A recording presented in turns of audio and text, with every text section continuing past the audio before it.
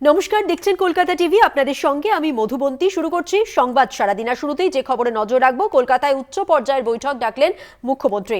11ই June বৈঠক ডাকলেন মুখ্যমন্ত্রী। প্রশাসনিক কাজ খতিয়ে দেখতে এই বৈঠক। প্রধান সচিব ও সব দপ্তরের সচিবদের ডাকা হয়েছে এই বৈঠকে। জেলা শাসকদেরও থাকতে বলা হয়েছে বৈঠকে। এই বৈঠক হবে 11ই জুন।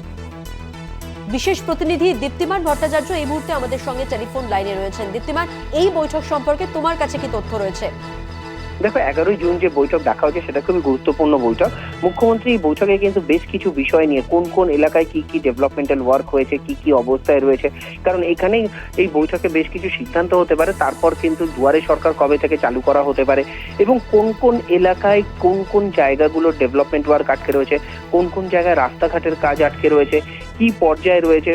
মুখ্যমন্ত্রী বলেছিলেন যে এরপর বাড়ির যে টাকা রয়েছে আবাস যোজনা, সেই টাকা রাজ্য সরকারের পক্ষ থেকে কিছু ব্যবস্থা করতে হবে। তো সব মিলিয়ে এই বৈঠক কিন্তু গুরুত্বপূর্ণ বৈঠক রয়েছে।